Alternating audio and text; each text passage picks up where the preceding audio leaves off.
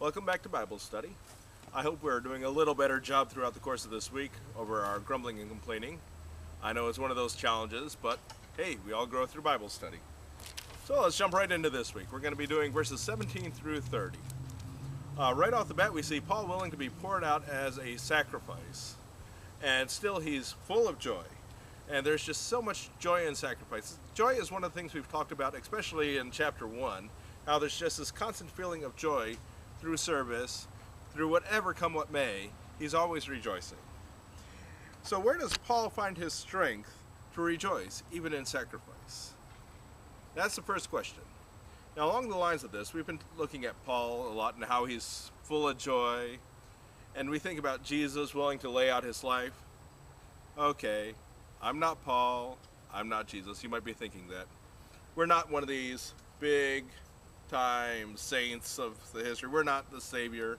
So, we're just ordinary people.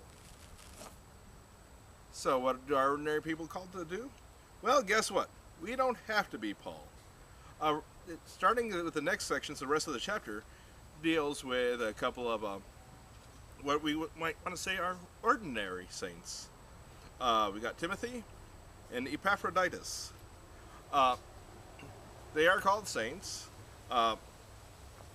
just like ordinary saints. And what I want you to think about is Timothy wasn't always the big time pastor that Paul wrote to later.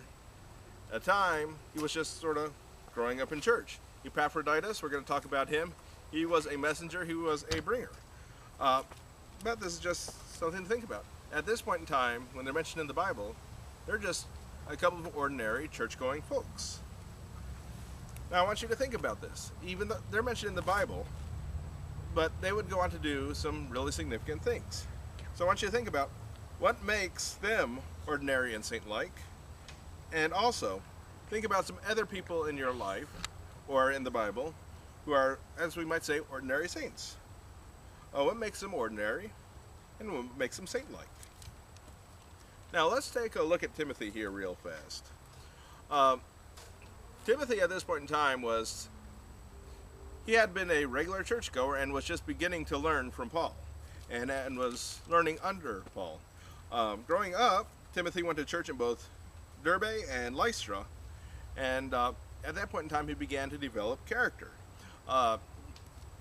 Going to church, being among other believers, he learned about doctrine, he learned about some important things, and he earned, basically, through growing up, he earned respect. They saw him grow, they saw him develop. And I want you to think about this. How does church help prepare us for living the Christian life? Church obviously helped Timothy. How does it help us? And since Timothy, as you see in verse 22, was a spiritually mature Christian, how does a spiritually mature Christian act and think? And also along the same line, we see that Timothy has become qualified by Paul through the course of time, through hanging around the company of the saints, something you might want to look up in Hebrews 10:25. What happens when someone who isn't spiritually mature attempts to lead or teach others in the Bible? This is a very important thing, because if you have someone, once you begin to see what can happen is you have someone who's spiritually immature leading, you'll understand why it's very important to have someone who's spiritually mature leading. Now let's take a look at our other ordinary saint, Epaphroditus. He came from a church and came from the church in Philippi, and he brought the gift of the Philippians, but it wasn't good enough for him just to give, to help Paul's ministry.